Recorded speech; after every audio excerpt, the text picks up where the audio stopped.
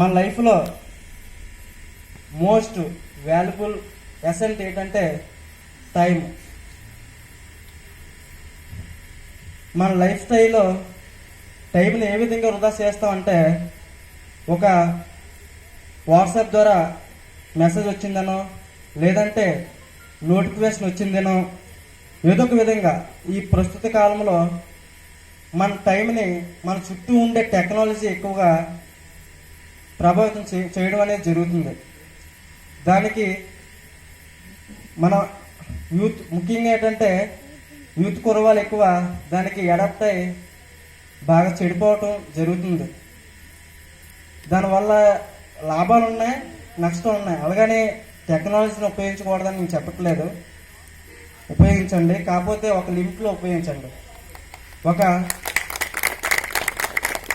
పరిటో principal ఒక మాట చెప్పాడు, ఏమిటంటే మనం చేసే 20% ఫలితాలలో 20% పనుల్లో 80% ఫలితాలు ఉంటాయంట. అంటే మనం చేసే మనకుండే రోజులో 1400 నిమిషాలు ఉంటాయి. ఆ 1400 నిమిషాల్లో కేవలం 100లో 20% పనుల మీద మనం దృష్టి పెట్టినట్లయితే మనకి 80% ఫలితాలు అనేవి వస్తాయి. ఎందుకు చెప్తున్నానంటే, నేను 5 yearsలో ఈ హాస్టల్లోనే ఉంటున్నాను. నేను ఎక్కువ చూసింది ఏంటంటే, విద్యార్థులు ఎక్కువ సమయాన్ని వృధా చేస్తున్నారు. ఏమో గేమ్స్ అనో, లేదంటే లూడో అనో, లేదంటే ఏదో సంథింగ్ సినిమాలను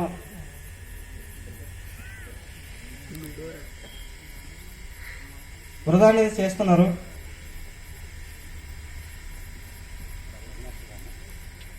గౌరవులైన రఘు మాస్టర్ గారికి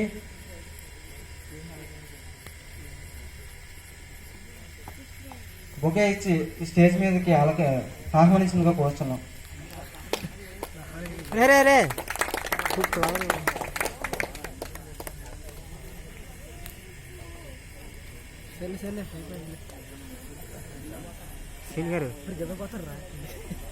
సమయాన్ని వృధా అనేది చేయడం జరుగుతుంది.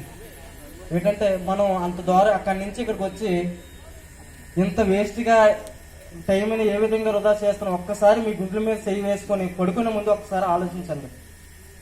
ఎవరో హాస్టల్లో ఒక 100%కి 90% కూడా అందరూ ఆడుకునే వాళ్ళే. కరెక్ట్గా చదివేలో ఒక 10% ఉంటారు అంతే. నేను దీని ద్వారా చెప్పదలుచుకున్నానంటే ఏంటి లేదు, టైంని మాత్రం వృధా చేయకండి.